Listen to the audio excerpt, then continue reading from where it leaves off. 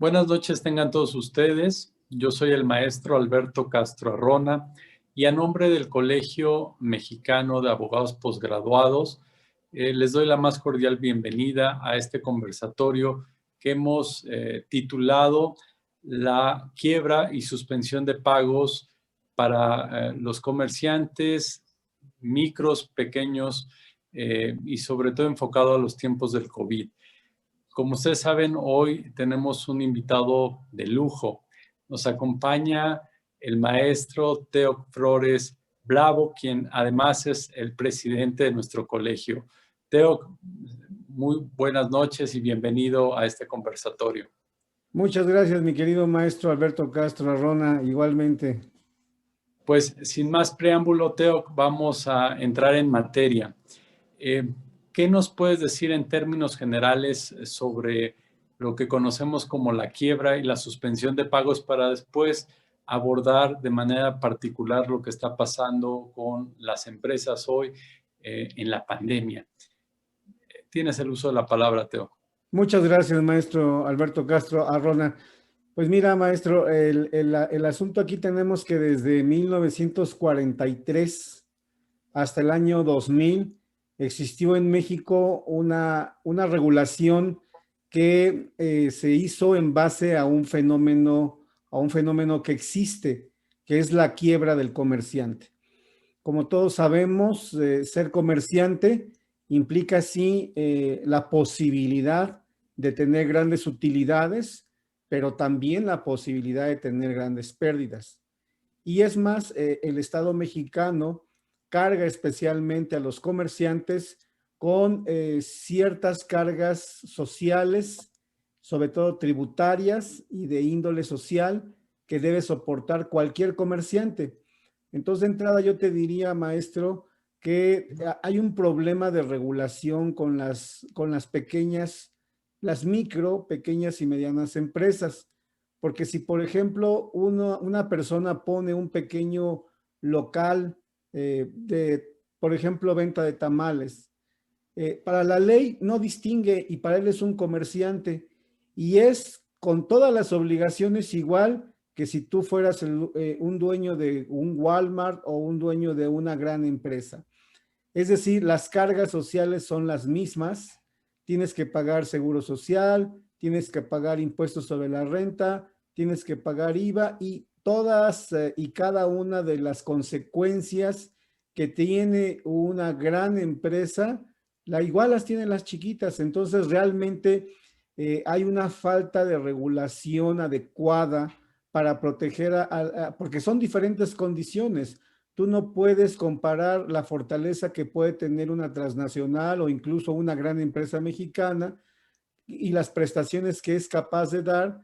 Y por ejemplo, en este caso vemos que últimamente pues subieron el salario mínimo y todo el mundo dijo que es correcto y efectivamente es correcto.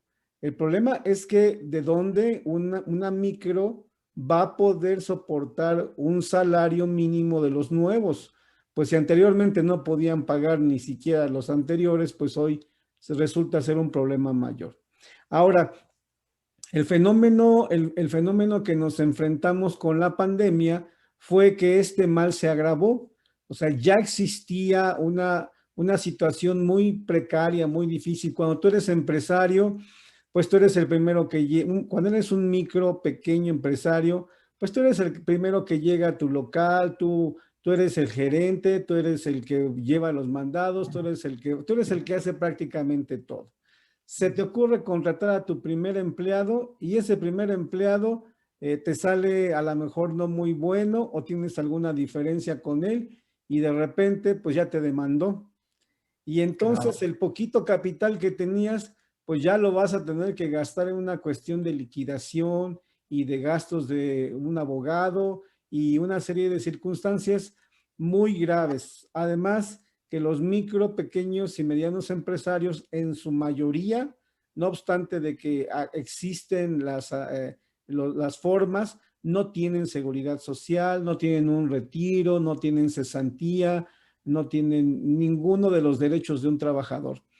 Entonces, mira, realmente, maestro, ha sido muy complicado porque esta cuestión empresarial se empezó a dar sobre todo y muy especialmente a partir del año 2000, cuando Ok. empezaron a generar una serie de cambios para que las personas empezaran, en lugar de darles empleo, le dijeron, vamos a darte dinero y empieza a tratar de hacer un negocio.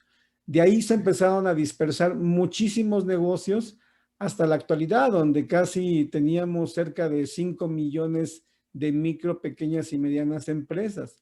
Entonces, realmente, siete de cada 10 empleos los otorgan las pequeñas, las micro, pequeñas y medianas empresas. O sea, dan muchísimo trabajo. Y además ellos producen, las micro, pequeñas y medianas empresas, producen el 52% del Producto Interno Bruto.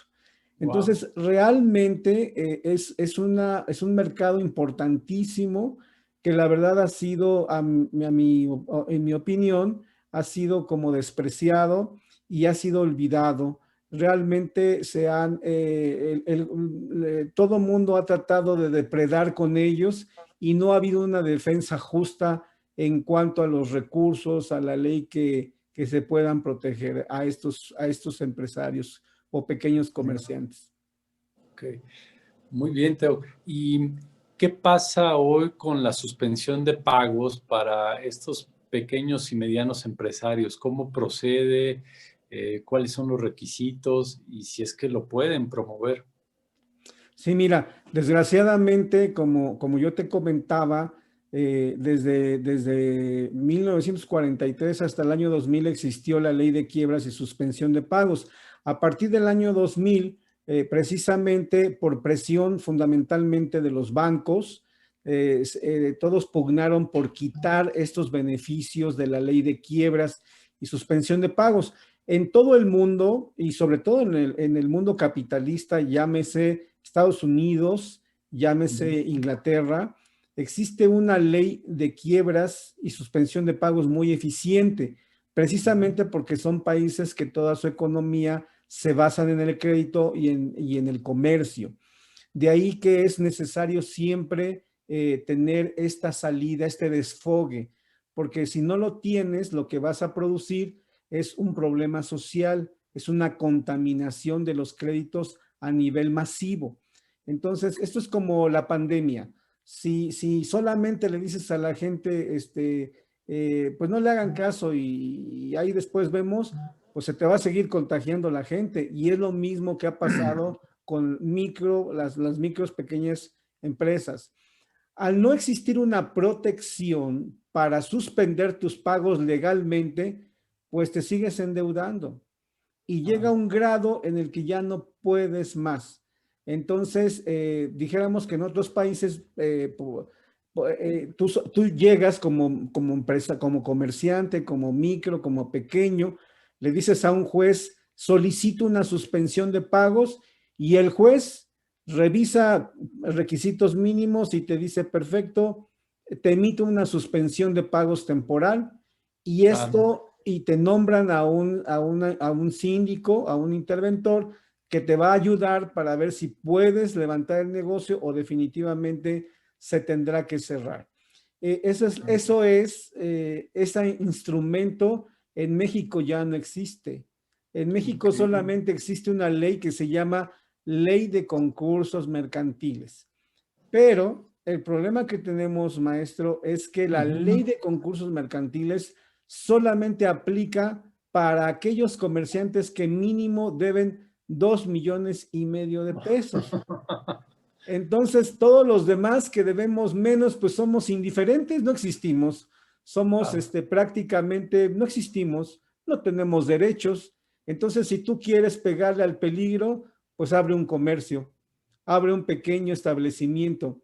Ahora, esto es muy grave porque déjame decirte que la mayoría de las personas que abren micro y pequeña empresa son mujeres. Claro. Nuevamente, ¿no? Tenemos el problema de género. Nuevamente, la mujer es más lastimada porque es la que hace menos lío, porque es la que se aguanta, porque es la que puede tener un negocito de venta de comida o de a completar para el gasto de algo y que le permita ver todavía a la familia, etcétera. Y pues tratan de poner su negocio de venta de pasteles, de pan, y de repente pues te llega un COVID mal cuidado y te destroza el pequeño negocio del que te mantenías para comer todos los días. Y no tienes ni siquiera ningún instrumento social que te permita que la ley te digan, oye, dale una oportunidad, dale 3 meses, dale 6 meses. Nada. Nada. Ahora, esto pues es el capitalismo salvaje que ni siquiera en el salvaje Estados Unidos o Inglaterra existe. Entonces realmente nosotros somos más papas que el papa, somos más capitalistas que el capitalista mismo, porque protegemos supuestamente los derechos sociales, pero terminamos obstruyendo el ejercicio de una profesión tan antigua como es el comercio. El comercio es una profesión antigua, muy antigua, y básicamente pues se basa en la oferta y en la demanda, en la posibilidad que tiene un Estado de ayudarlo a que los negocios crezcan, a que los negocios fructifiquen y a que haya una derrama económica. El micro y pequeño empresario son una arteria muy importante, son una sangre muy importante, una oxigenación en el cuerpo social para que la derrama de dinero llegue a todas partes. De ahí que cuando se vulnera, se le restringe, y ya parece que tú como comerciante vas a llegar a tu banco y le vas a decir, señor gerente, denme oportunidad de suspender mis pagos 2 meses. Pues se va a reír y le va a decir, a mí me vale, no me importa, yo te presté 150,000 pesos y me debes 400,000 pesos. Wow. Y entonces no vas a poder dejarme de pagar porque si no, te voy a quitar hasta tu departamentito que tienes que vale 500,000 pesos, hasta ese te voy a quitar. Entonces, realmente es muy grave porque el gobierno, considero yo, y en general legisladores, el Poder Judicial yo lo quitaría porque ellos pues no tienen la herramienta. Pero básicamente lo que es el Ejecutivo y lo que es el Legislativo votaron en un costal de los olvidados a estos casi 5 millones de micro, pequeños y medianos empresarios. Wow. Entonces, un poco recapitulando, tú nos dices que desde el año 2000, por decreto, se quitó la quiebra y eso me llevaría a la siguiente pregunta. ¿La quiebra es un fenómeno jurídico, es un fenómeno económico o es una ficción? ¿Qué es la quiebra? Sí, maestro Alberto Castro Arrona. Mira, la quiebra viene precisamente de anteriormente, cuando los comerciantes en Europa que rompían su banquito, cuando ya no tenían dinero, los cambistas del dinero rompían su banco y decían, ya, quebró. Quiere decir que ya se quedó sin el negocio. Entonces, de ahí la bancarrota lo que quiere decir es que es un fenómeno económico. Es decir, que no necesita existir en la ley. Es como decir, pues ya no va a existir quiebras porque ya hay un decreto que dice que no existen quiebras. Bueno, pues no existe jurídico, pero la realidad es que no tengo para pagar mis deudas. Claro. Entonces, la quiebra es un fenómeno económico fundamentalmente, más que jurídico. Es un fenómeno económico que debe ser regulado. Ahora, esto de la quiebra lo que genera es que tienes una incapacidad de que con todo lo que tienes pagues todo lo que debes. Y ojo, aquí hay algo muy importante. Puede ser que yo no tenga en este momento para pagar todo lo que debo, pero mis flujos de efectivo en un año pueden ser lo suficientemente venturosos. Por ejemplo, pueden venir ciertas épocas, ciertos momentos en los que yo vendo más y me puedo recuperar, porque esa es la ventaja del comercio. El comercio tiene etapas, tiene situaciones. Por ejemplo, yo te diría ahorita, seguramente ha de haber muchos negocios que se abrieron de escuelas, por ejemplo, Ujú. donde la Secretaría de Educación Pública te pedía las grandes instalaciones y las puertas y te hizo cambiar puertas y te hizo cambiar jardines y te hizo poner una serie de cosas terribles, pues ahora no se pueden utilizar. Y tú Ok. tienes que pagar unas rentas pues estratosféricas y sin alumnado. Y el alumnado pues tratando de cambiar porque ya no le alcanza a los papás. Entonces, pues tenemos, por ejemplo, en ese y en muchos casos restaurantes y muchos giros de negocio que no están pudiendo solventar pues sus deudas, ni con sus Ah, empleados, ni para insumos iniciales, ni para pago de servicio social, ni para cuestiones de impuestos. Entonces, realmente la quiebra es el fracaso total del negocio y ya es que ya no te puedes levantar. Ahora, ojo, muy importante, los grandes empresarios, los grandes empresarios siempre han quebrado negocios. ujú. Tan es así que, por ejemplo, tenemos el caso de los socios mayoritarios de lo que fue la empresa de Mexicana. Esa empresa mexicana quebró, pero Ujú. ellos tienen otras empresas que no quebraron. Entonces, Ok. ojo, a las grandes empresas entonces sí se les permite equivocarse, pero a las pequeñas no. Y eso es incorrecto. De ahí que debe ser democrático el sentimiento de decir, yo tengo la oportunidad de iniciar un negocio y también tengo la oportunidad de que si no funciona, pues tendré que cerrarlo, tendré que pagar lo que alcanza y tendré la oportunidad a lo mejor en algún tiempo de iniciar uno nuevo.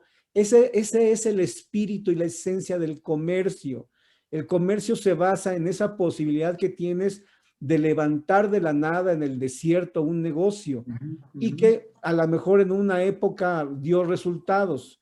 Por ejemplo, hoy mismo estamos utilizando una plataforma que por muchos años se dijo que era un fracaso. Viene la pandemia y hoy esta aplicación es un super éxito y está Claro. vendiendo lo que en su vida había vendido. Y ahí tenemos una serie de circunstancias que por eso te va cambiando el sistema. Y por tanto, los sistemas judiciales en los países deben entender que el comercio debe privilegiarse porque es una actividad humana. Y como actividad humana, tienes que tener el entendimiento de que también hay posibilidad de que puedas generar utilidad, pero también puedas generar pérdida. Claro. Oh, muy interesante, maestro Teo Flores. Ahora bien, en este momento, para revertir un poco lo que está pasando con las pequeñas y medianas empresas, ya lo decía el INEGI, más o menos hubo la afectación de más de 1 millón de comercios que tuvieron que cerrar, pero otros tanto, como tú bien lo señalas, pues están al borde del colapso. ¿Tendría el Ejecutivo, el propio Legislativo, que hacer modificaciones a la ley para permitir la suspensión de pagos para estas empresas sin tener que llegar a estos montos de millones para que proceda? ¿O cuál sería el mecanismo que tú verías como para ir solventando y ayudando a estas pequeñas empresas, más allá de hoy estar inventando iniciativas para regular Facebook y Twitter o otros temas que la verdad podrían esperar?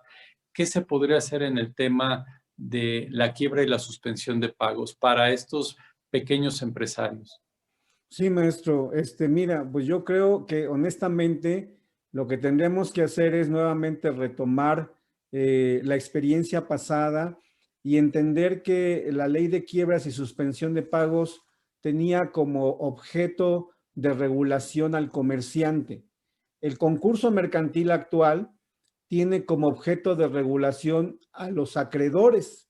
Por eso se llama concurso, porque todos concursan para ver quién se queda con los 3 pesos del pobre comerciante. O sea, el Ok. comerciante tiene 3 pesos y tiene 10 acreedores, entonces todos concursan para ver quién se lleva el peso. Entonces, esto es muy, muy triste, ¿no? Porque realmente estamos teniendo en México la cultura de pegarle al débil. O sea, te caes y hay que terminar, no solamente hay que ser, hay que terminarlo, hay que acabar con él y hay que quitarle lo poquito que ya le queda. Entonces, en ese sentido, pues las grandes empresas siempre van a sobrevivir porque ellos traen pues una serie de estudios, una serie de capitales, una serie de riesgos que pueden soportar. Pero un pequeño empresario que vendió o hipotecó su casa para iniciar el comercio o sus ahorros de su vida los invirtió en una tintorería o puso un pequeño taller o inició un emprendimiento para alguna cuestión de servicios, pues prácticamente ya se lo llevó sus ahorros, se lo llevó todo la crisis porque nadie lo protegió. Le cayó encima el Seguro Social, le cayó encima el SAT, le cayó encima los acreedores bancarios que son voraces, le cayó encima los trabajadores y bueno, realmente es muy lamentable. Entonces me parece que el Ejecutivo debería de inmediato, porque está pasmado, ¿no? Yo lo veo pasmado. No está mandando el dinero, la inyección de dinero que se requiere al comercio. En lugar de fomentar la obra pública que en este momento, pues sí genera empleo, también es necesario entender que las micro generan 7 de cada 10 empleos. Entonces, ahí tenemos amas de casa, tenemos personas jóvenes que han iniciado un negocio y que no los puedes dejar colgado de la brocha. Entonces, me parece que también tienes que protegerlos. O sea, ahorita estamos a un año, casi a un año de que empezó la crisis. Déjame decirte, maestro, que lo más grave de circunstancias de cesación de pagos están por venir. Yo creo que a mediados de este año vamos a tener la gente con desesperanza, la gente abriendo negocios, la gente correteando a los empresarios para cobrarles la renta, para cobrarles los impuestos, para cobrarles la liquidación, y todo mundo va a ser una cuestión muy grave. Entonces, este mal es como una pandemia, tenemos que controlarla. A tal efecto, me parece que tiene que emitirse de inmediato y ahora sí, como prioridad, como verdaderamente prioridad, debiera ser ahorita que el Ejecutivo envíe de inmediato una iniciativa preferente, pero en lo económico, para que se genere nuevamente una protección a los comerciantes y no desaparezcan. Yo te digo que uno de los casos más graves es que se nos desaparezca otro millón de micros. Entonces, yo creo que vamos a tener entonces en la calle una circunstancia muy grave de gente en el desempleo, de gente buscando el diario sustento, pero si ahora son 10, pues vas a encontrar 20, ¿no? Entonces, esto realmente es grave. Se necesita acciones urgentes, se necesita regulaciones. Ahora, la ley de quiebras y la suspensión de pagos, cuando está bien regulada, lo que genera es inmediatamente un remedio, que es paralizar ya, o sea, el daño ya está hecho, ya que se pare, ya la persona ya no puede pagar. Ahora, conforme al artículo 17 constitucional, las deudas de carácter mercantil no son motivo de cárcel. Entonces, eso también ha sido una situación muy complicada, porque muchas personas que deben dinero, pues no lo deben porque hayan hecho un fraude o porque hayan hecho mal ahorro o porque hayan hecho mala inversión. Lo han hecho porque les vino una crisis gravísima, les cerraron el negocio 6 meses y ¿cómo se van a levantar? O sea, mínimo, tal vez requieran un año. Entonces, pues ahí se pueden hacer, esa es la ventaja. En una suspensión de pagos se puede generar una mora, ¿no? O sea, ¿sabes qué? Espérame, ¿no? Espérame 6 meses y te voy pagando. Una quita. No, bueno, ¿sabes qué? Me debes, de cada peso que me debes te voy a rebajar 10 centavos. Ah, bueno, ya fue una quita, ¿no? Una espera, ¿no? O combinadas. Ahora, esto se puede regular mediante una legislación, mediante especialistas.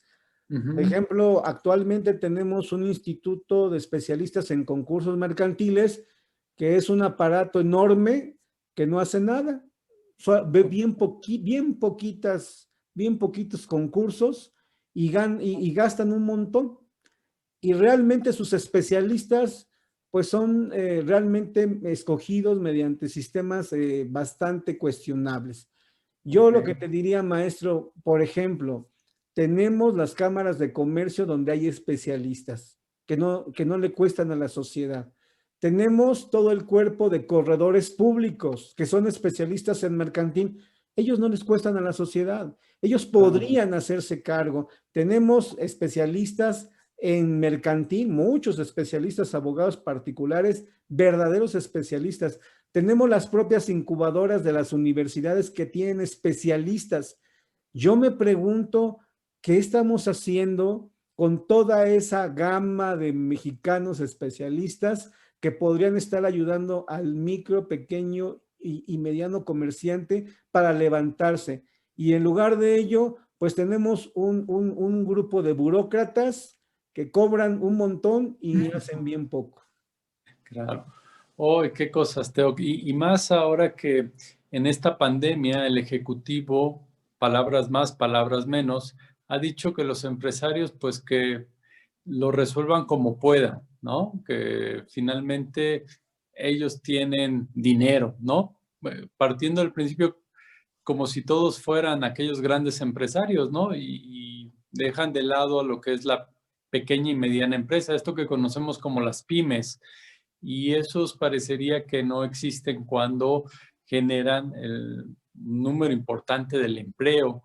Y además se vuelve un círculo vicioso porque el empresario es el que paga o genera el pago de los varios vía los servicios que proporciona y que eso va a dar a los recursos públicos que ejerce el Estado. Y entonces si estas empresas empiezan a cerrar, pues no va a haber el pago de estos impuestos, ¿no? Creo que el otro día veía un estudio que se hizo a nivel mundial de cómo el gobierno mexicano está apoyando a estos empresarios y es nada. En otros países, pues les han no perdonado, pero sí han hecho esta mora para el pago de algunos impuestos, del seguro social, de algunos derechos que tienen que pagar. Sin embargo, acá no, acá es como si no tuviéramos pandemia, como si todo fuera en una situación normal. Y creo que eso está afectando a todos estos comercios. Yo conozco el caso de Gustavo Amadero, ¿no? Tenemos poco más de 80,000 pymes. ¿Y qué va a pasar con ellas, no? ¿Van a cerrar? Y la pandemia va para todavía un año más. Seguramente por ahí del año 22 vamos a estar superando esto, pero está muy, muy complicado. Así es que en el caso particular, Teo, aparte de esta iniciativa que podría estar aminorando, ¿tú estarías de acuerdo con que el Ejecutivo estuviera pues dando estas moras, subsidiando, apoyando? ¿Cuál sería un poco el mecanismo que junto con alguna iniciativa pudiera aminorar el cierre de las empresas y la pérdida del empleo? Yo creo, maestro Alberto Castro Arrona, que tenemos que regresar al diseño tecnológico jurídico con el que está estructurado nuestro país. Esto nuevamente es un poco como lo que ha pasado en la cuestión de salud, donde tenemos un Consejo General de Salud que no fungió las atribuciones con las que tiene, ya sea por desconocimiento, por falta de capacitación de las personas que están al frente. No lo supieron hacer y no supieron dictar las medidas, y entonces se nos fue un mes, se nos fue 2 meses y ya cuando vimos estábamos metidos en un lío. Me parece igual, la tecnología con la que está hecho nuestro país en materia legal es similar a lo que está en otros países, porque nosotros finalmente somos una economía de mercado. Tan es así que, Ok. bueno, ya vimos que China pues nos compite igual y ya nos ganó a todos los demás, les ganó a todo mundo. Ujú. Entonces, ¿qué es lo que han hecho? Pues precisamente lo que han hecho es cuidar su mercado interno.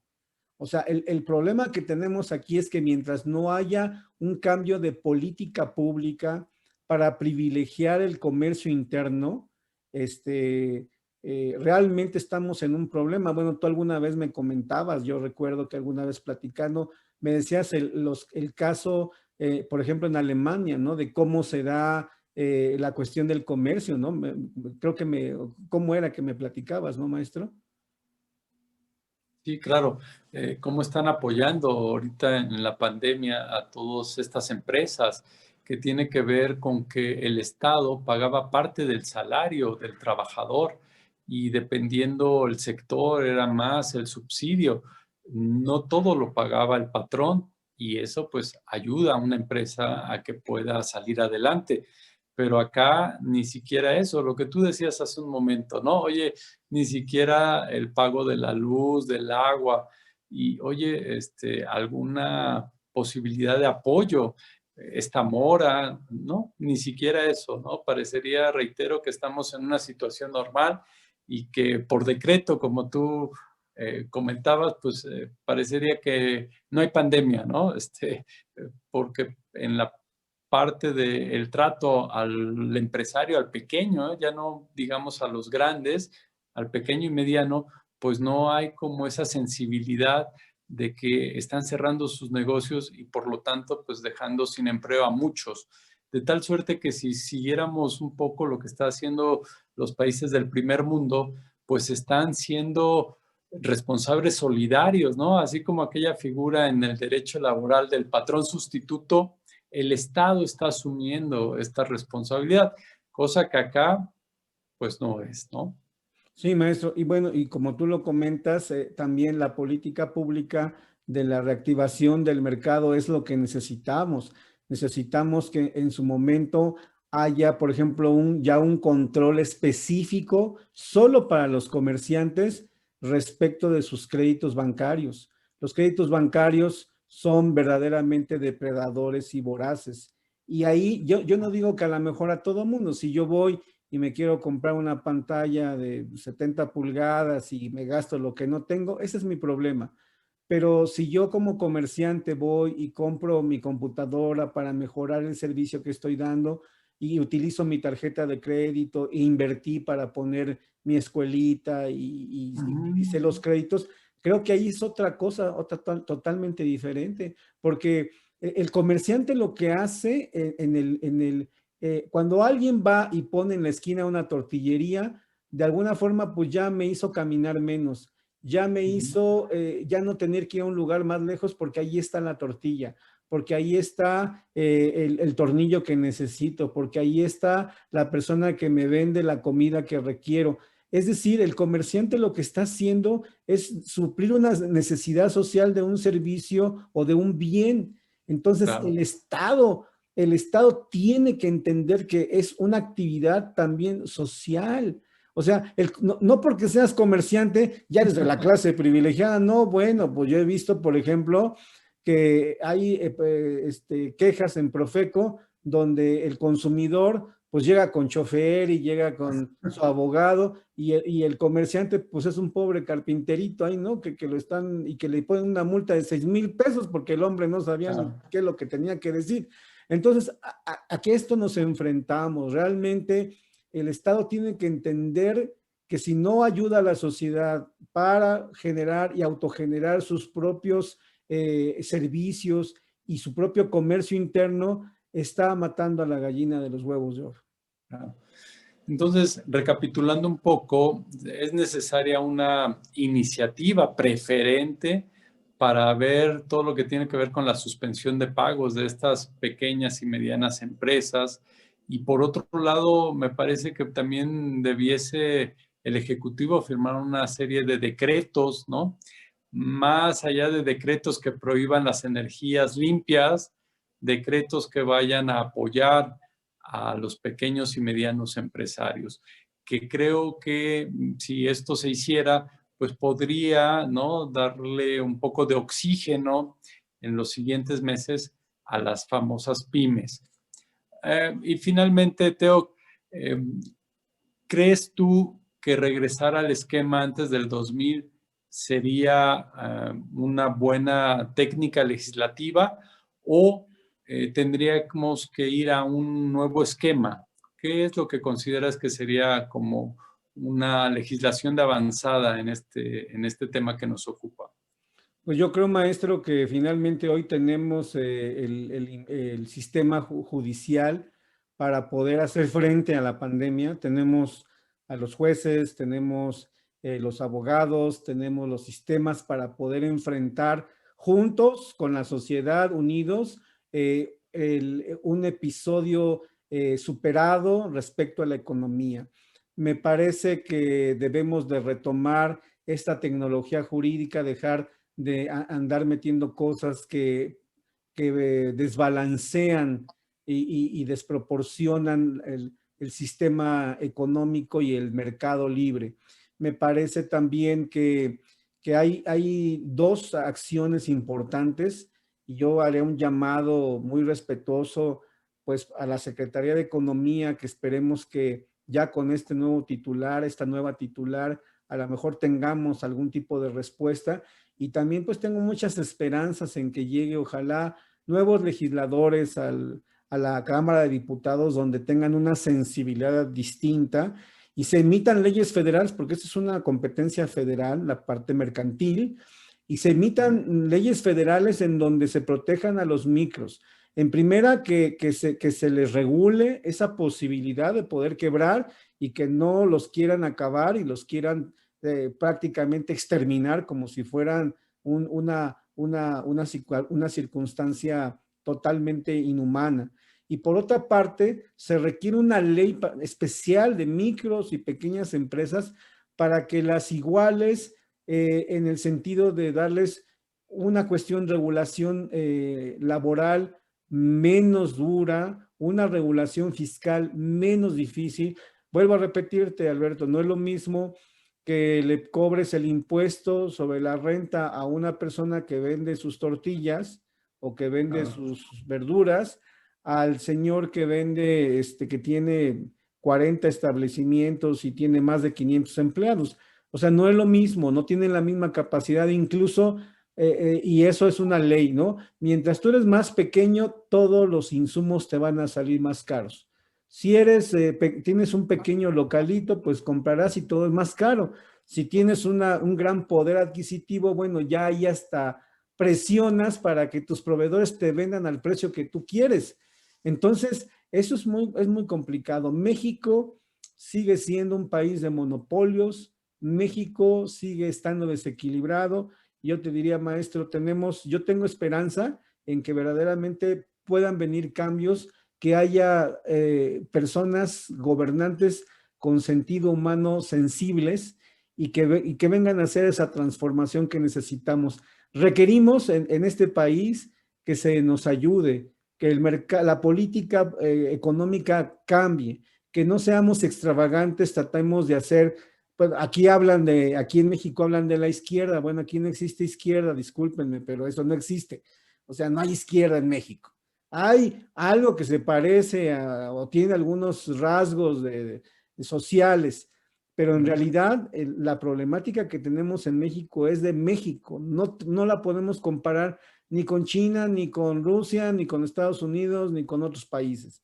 Es mexicana y aquí necesitamos que mexicanos responsables, informados y bien intencionados transformen un cambio para que volvamos a tener en 2 años un México nuevamente como lo teníamos anteriormente. Ok, Teo.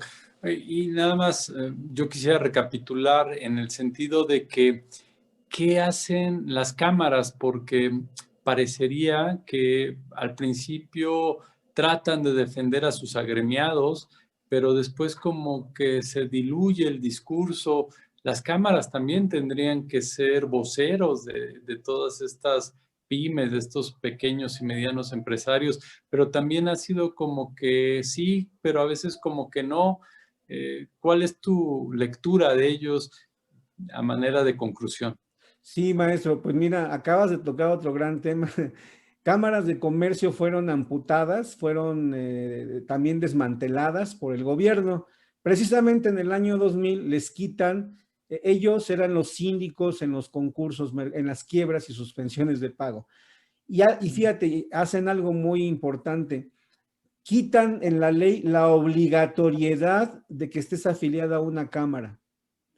Entonces, con eso les quitaron todo el poder de negociación a las cámaras. Anteriormente, pues iba a la Cámara de la Industria de la Transformación, iba a la CONCAMIN, iba a la CONCANACO, y entraban a las cámaras y tenían poder de negociación porque verdaderamente tenían una representación gremial. ¿Qué es lo que pasó? Los amputaron, les quitaron facultades y con eso los dejaron sin defensa. Haz de cuenta que ya tus defensas se te quitan y te llega el COVID y te acaba. Pues es lo que pasó. Finalmente les quitaron las defensas a los comerciantes, a los empresarios, y ya no tienen poder. Bueno, las cámaras grandes todavía siguen teniendo cierto poder, pero ya no es obligatorio.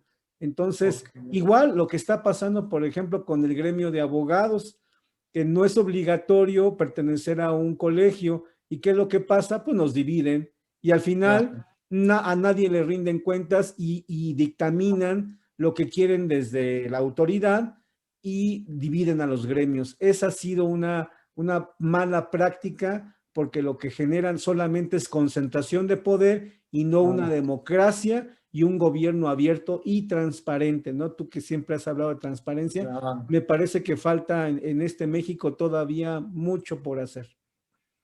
Ok, entonces, esta cuestión de manejarlo en lo individual, ¿no? Quitándole esta parte de organización, de conjunto, pues también genera que no se puedan organizar y reclamar o de solicitar o de manifestar lo que están viviendo, ¿no? Es decir, la tiendita de la esquina, la tortillería, la verdulería, pues están no organizados y entonces aunque lo están sufriendo, no hay quien los pueda representar, ¿no? Y que eso lo venimos viendo, hoy tú ya lo comentas, en estas pymes, pero lo vemos también en la comunidad, ¿no? Donde ya han buscado que cada quien en lo individual vaya viendo sus asuntos. Mejor no los juntes porque juntos igual y nos reclaman. Entonces, fíjate cómo se va dando una estrategia ahí en los diferentes sectores. Ahorita el que platicamos que tiene que ver con las pymes, pero también en la comunidad misma se está viendo esto, en la cotidianidad, en el entorno de una comunidad. Pues, maestro Teoc Flores Bravo, pues muchas gracias por acompañarnos esta noche.